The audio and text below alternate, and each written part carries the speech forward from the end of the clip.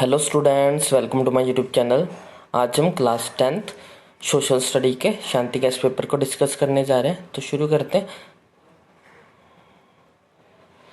First question हमारे पास, what is the rank of India in the world from the population point of view. Population में जो है वो इंडिया का क्या रैंक है। तो इंडिया जो है सेकंड नंबर पे है आफ्टर चाइना। चाइना जो है फर्स्ट नंबर पे है। How many states have the population more than 5 crore.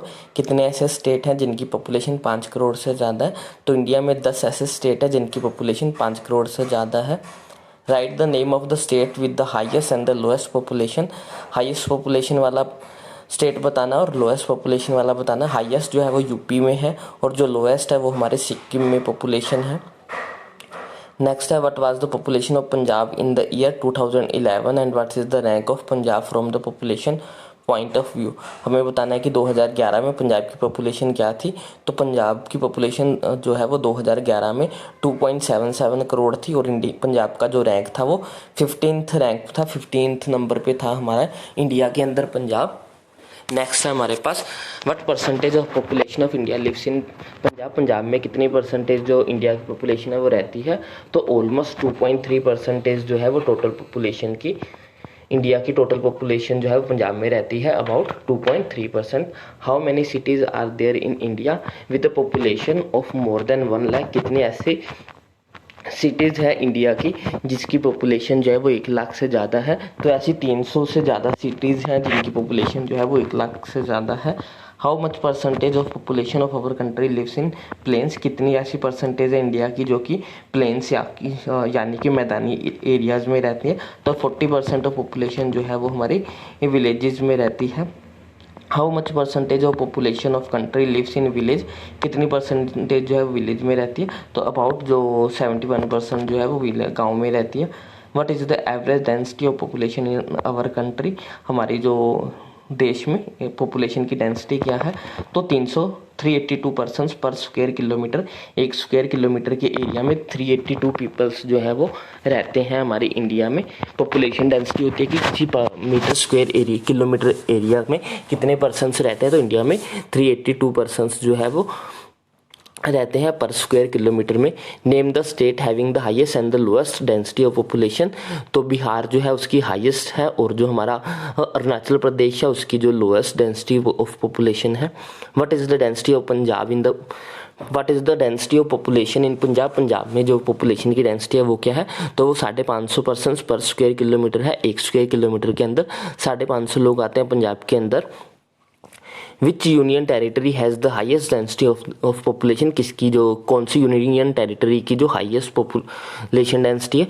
तो वो है हमारे पास national capital area Delhi has the largest density of population.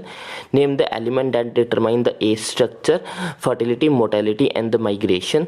What is the percentage of population that falls on the 0 to 14 year age group in our country. कितने ऐसी percentage है हमारी population की जो कि 0 से 14 साल की एज में आता है। तो ऐसे हमारी इंडिया में 37.2% ऐसी पॉपुलेशन है जो इनकी एज जो है वो 0 से 14 के बीच में। इसीलिए जो है वो इंडिया को यूथ देश बोला जाता है क्योंकि उसमें ज़्यादा परसेंटेज जो है वो यंग लोगों की है।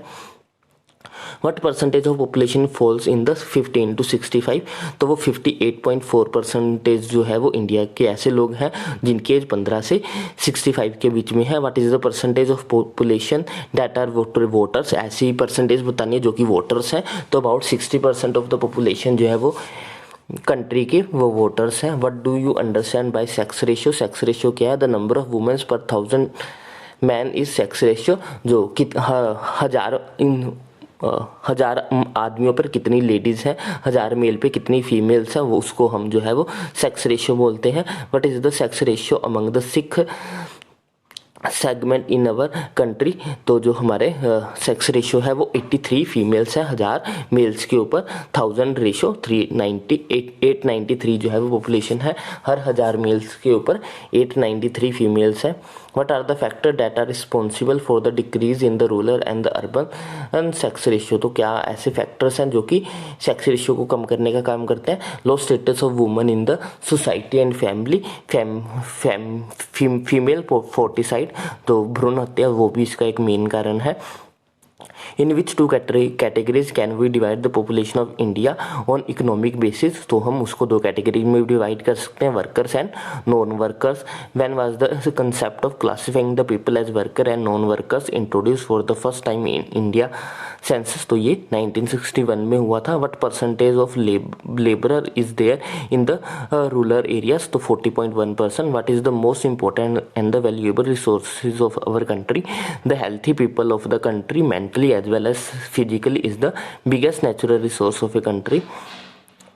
What were the causes of slow increase in the population before independence? The cause of this slow growth was epidemics, wars and the famine which increased the death ratio.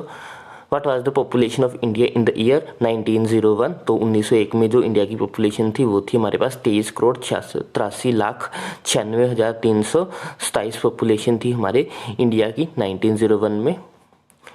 Why was the 1921 and the 1951 year has been considered as the population divider? क्योंकि उसमें जो है population काफ़ी तेज़ी से increase हुई थी, population increase rapidly after the year 1921 and 1951, therefore these years are called the demographic divider. What was the population of India in the year 2011? 2011 में जो इंडिया की पॉपुलेशन थी वो ऑलमोस्ट 121 करोड़ थी। नेक्स्ट है हमारे पास पार्ट बी के questions, short questions. Why is the agriculture called the basic ministry of economic system? Agriculture is the basis of economic Indian economy.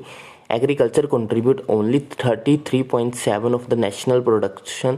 Still, it is important. 2/3 of our population gets livelihood from the agriculture. हमारे जो देश है उसमें 33% जो है वो हमारी economy जो है एग्रीकल्चर से ही आती है। फिर भी ये काफ़ी इंपॉर्टेंट है क्योंकि हमारी देश के 2/3 जो लोग हैं वो अपना जो जीवन है वो एग्रीकल्चर के बेस पे ही जीते हैं। उनका जो इनकम होती है वो एग्रीकल्चर से ही होती है।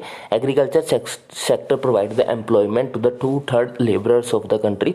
दो तिहाई जो हिस्सा है हमारी लेबरर्स का वो उनको जो काम जो है वो एग्रीकल्चर से ही मिलता है। Most of the industries get raw material from the agriculture. ज़्यादातर जो इंडस्ट्रीज को रॉ मटेरियल जो है वो एग्रीकल्चर से ही मिलता है। नेक्स्ट क्वेश्चन है what climatic conditions are required for wheat cultivation? Wheat cultivation के लिए कौन सी रिक्वायरमेंट होनी चाहिए, कैसी क्लाइमेटिक कंडीशंस चाहिए? तो वीट को जो है वो लो टेम्परेचर चाहिए होता है during the growing period and the high temperature at the harvesting. जब उसको बीजा जाता है तब टेम्परेचर कम होना चाहिए और जब उसको काटा जाता है तो उसका तापमान जो है वो ज़्यादा होना चाहिए। At the sowing time the temperature should be about the 15 to 20 and at the time of ripening the temperature should be between 20 to 25। Wheat can be grown in area which the modern rainfall, ज़्यादा बारिश नहीं होनी चाहिए। 50 to 75 centimeter rainfall is quite suitable for its cultivation. The rain should be well distributed. The soil should be fertile. मिट्टी जो है वो उपजाऊ होनी चाहिए. Loamy is very suitable for the wheat cultivation. The land should be even for the convenience of irrigation. जो ज़मीन है वो समतल होनी चाहिए ताकि उसको आसानी से इरीगेट किया जा सके. Name the main paddy growing areas in our country. The following are the main rice producing in India areas of the heavy rainfall delta region of east and west coastal plains, the plains and the lower hills of northeast India, lower slopes of the Himalayas, West Bengal, Bihar, Eastern UP, Chhattisgarh, Northern Andhra Pradesh. Discuss the required condition for the production of sugar cane को उगाने के लिए कौन कौन सी condition चाहिए. It also need the large amount of chemical fertilisers and organic manures. Hot and humid climate is favourable for its high yield. गर्म temperature होना चाहिए. It grows well in area with about 100 centimetre of the rainfall. बारिश जो है वो ठीक ठाक होनी चाहिए. In fact good crop of sugar cane is produce in the aggregated region with the adequate sunshine. What are the main uses of forest? Forest के main uses क्या है? Forests are helpful in maintaining the ecological balance and the natural economic system. जो हमारे जंगल होते हैं वो हमारे ecological system को जो मेंटेन करके रखते हैं. इससे हमें जो है वो लकड़ी मिलती है फ्यूल के लिए, फर्नीचर बनाने के लिए लकड़ी मिलती है.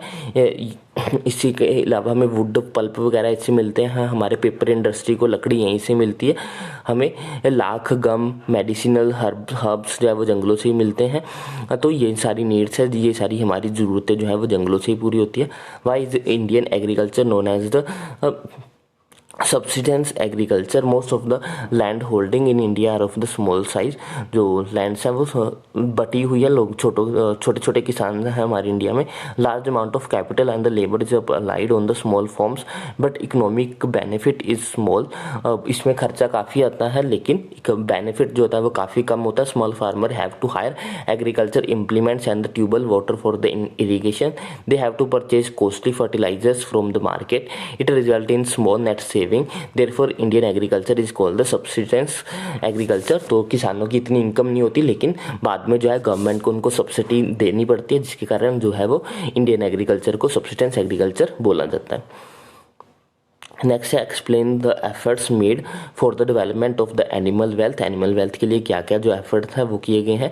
Many attempts have been made by the central government and the state government for the development of the livestock farming in India. Special attempts have been made to improve their breed, to protect them from the different diseases, to control their diseases and provide market facilities. At least one veterinary hospital has been started in each block.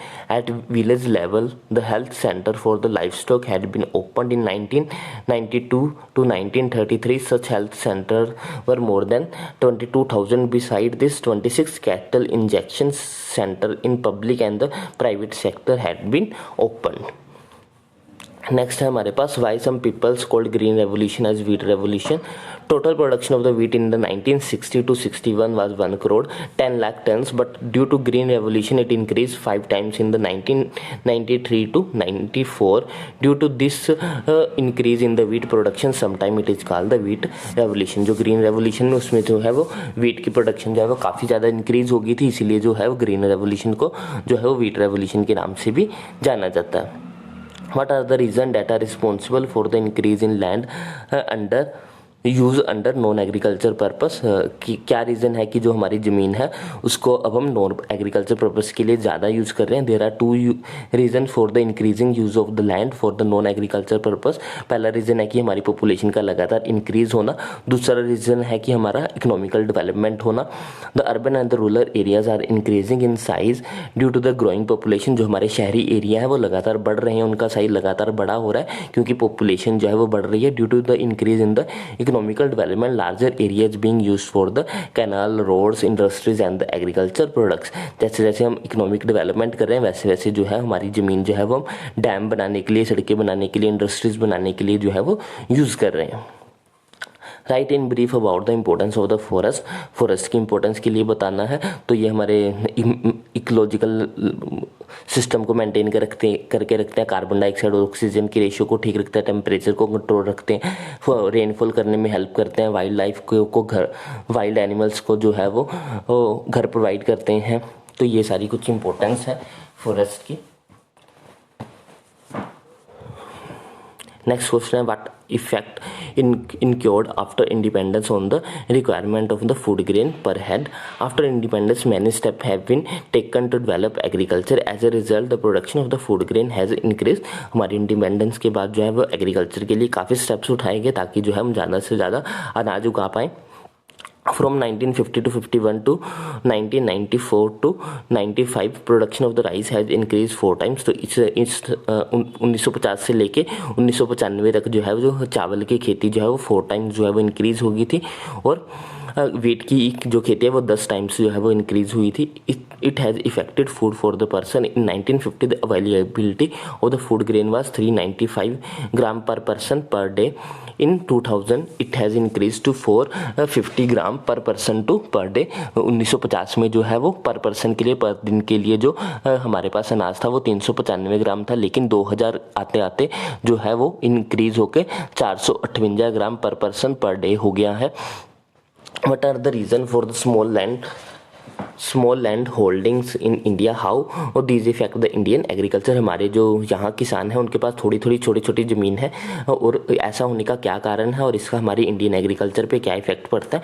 50% land holdings are less than 1 एकड़ in size. दो 50% land holdings है वो हमारे जो किसान है उनके पास जो ज़मीन है वो 1 एकड़ से भी कम साइज़ की है। The main reason is for the law of inheritance. तो इसका मेन कारण है हमारे जो जनरेशन्स में आगे आगे जो है वो बंटवारा होता रहता है। आज अगर हमारे पास 4 किले ज़मीन है और मेरे आगे 2 बेटे हैं तो उनको 2-2 किले, दोनों को जो है वो 2-2 एकड़ जो है वो ज़मीन मिलेगी। आगे उनके बेटों को आधी आधी फिर से मिलेगी। आगे चल के उनकी आगे आगे आधी आधी होती चली जाएगी और धीरे धीरे जो है वो डिवाइड होते होते कम होती चली जाती है। After the death of the father the land is equally divided among the sons.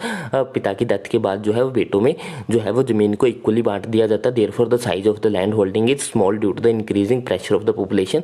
तो जैसे जैसे पॉपुलेशन बढ़ती जाती है तो जो लैंड होल्डिंग का साइज है वो कम होता चला जाता है। Due to small holding of the farmer can not use the machinery and advance method of irrigation.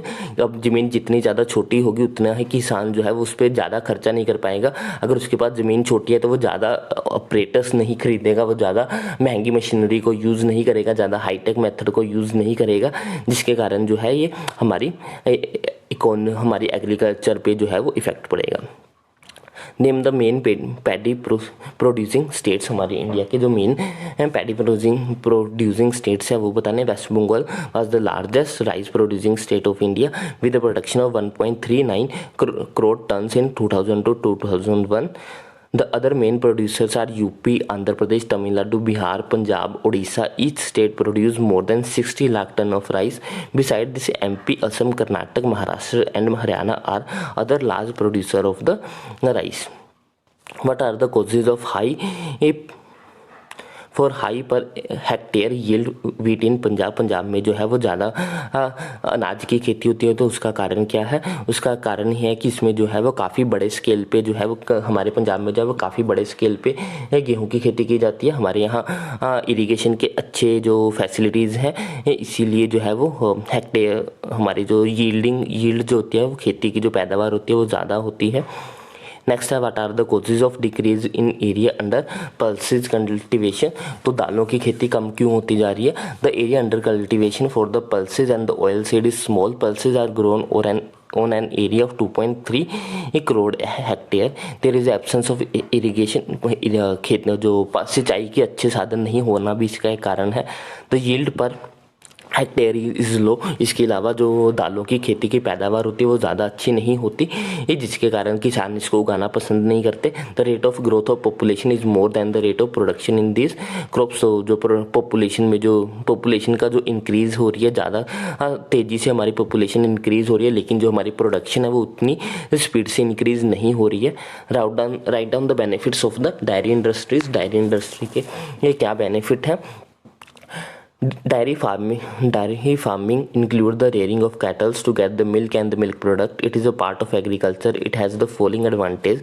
It provide the employment in the drought areas. ये जो है वो सूखे एरियो में जो है वो एम्प्लॉयमेंट पैदा करती है। It provide the additional income to the farmers. इसके कारण जो हमारे फार्मर्स होते हैं उनको एक्स्ट्रा इनकम होती है। It provides the nutrient in diet by increasing the production of the milk. Next है why production of the pulses and the oil seed is still low. तो उनकी प्रोडक्शन क्यों कम है? The low production of the pulses. The production of the pulses was 1.3 crore tons in the 1960 to 61. It was 1.4 crore tons in the 1993 to 94. Unfortunately, the yield of the pulses per person has reduced to 1/2. This is due to the decrease in the area under the pulses. तो area जो है वो कम है, लोग ज़्यादा उसको उगाते नहीं है, उसकी पैदावार कम होती है। इसी कारण जो है वो हमारी पॉपुलेशन ज़्यादा स्पीड से बढ़ रही है और हमारी जो प्रोडक्शन है पल्सेस की वो कम है, क्योंकि उसमें ज़्यादा बेनिफिट नहीं होता। सेम केस हमारे ऑयल सीड के साथ भी है। नेक्स्ट क्वेश्चन है हमारे पास, what are the main problems of Indian agriculture in the Punjab. Punjab में क्या क्या जो है वो प्रॉब्लम्स है एग्रीकल्चर में? तो there is a great soil erosion because of the area under the forest and the तो यहाँ पे जो है वो सॉइल इरोजन की बहुत प्रॉब्लम है। इसके अलावा जो ज़्यादातर मिट्टी है वो सलाइन नेचर की है। कल्टीवेशन लैंड जो है वो डिक्रीज हो रहा है, क्योंकि ये जो है वो डेवलपमेंट के कारण नॉन एग्रीकल्चर लैंड के जो पर्पसेज है वो इंक्रीज होते जा रहे हैं। लैंड होल्डिंग जो है वो छोटी होती चली जा रही हैं। तो ये सारी दिक्कतें हैं पंजाब में एग्रीकल्चर के अंदर। Explain the changes that has occurred rapidly in the deforestation of the crop rotation after the green revolution. तो क्रॉप रोटेशन से क्या बेनिफिट हुआ? क्रॉप रोटेशन से जो है वो मिट्टी की फर्टिलिटी जो है वो बनी रहती है, जिसके कारण पैदावार जो है वो अच्छी रहती है। What are next question question है what are the indication that depict that the Indian agriculture is advancing toward the commercial agriculture living behind the substance type of agriculture. तो आजकल जो है बड़ी बड़ी कंपनियां जो आ गई हैं, जो कि जैसे कि हमारी लेज वगैरह होगी या फिर हमारी किसान जैम्स वगैरह होगी, ये सारे क्या करती हैं, बड़ी बड़ी ज़मीनों को जो है वो कॉन्ट्रैक्ट पे ले लेती हैं और फिर उन पे जो है वो खेती करवाते हैं, जिसके कारण जो है कमर्शियल लेवल पे एग्रीकल्चर होनी शुरू हो गई है इंडिया में। What efforts have been made by the government for India for the development of the agriculture? Agriculture को डेवलप करने के लिए क्या कर रही है इंडिया? तो इंडिया जो है 5 ईयर प्लान बनाती है, उसके मशीन्स प्रोवाइड करते हैं, उनको सब्सिडी प्रोवाइड करते हैं, उनको अच्छे क्वालिटी ऑफ सीड प्रोवाइड करते हैं, उनको अच्छे जो मशीनरी प्रोवाइड करती है ताकि ये किसान जो है वो अच्छे से और जल्दी से अपना काम कर सकें। What are the main feature of the green revolution? Green revolution का मेन फीचर क्या था? तो ग्रीन रेवोल्यूशन का जो मेन फीचर था उसमें था कि इंक्रीज करनी थी टोटल प्रोडक्शन को इंक्रीज करना। Plugging, planting and the seeds and the harvesting is done by the machine. Fertilizers are better, seeds are used. Next question है what items are include in the agriculture side? Agriculture side में क्या क्या जो items है वो include है? तो इसके अंदर lively stock farming, fisheries, forestries, bee having, poultry है फार्मिंग एक्सेट्रा, ये सभी जो है वो इसके अंदर आती है। What is the difference between the milch cattle and the working load animals? Next question है what is the difference between the current fallow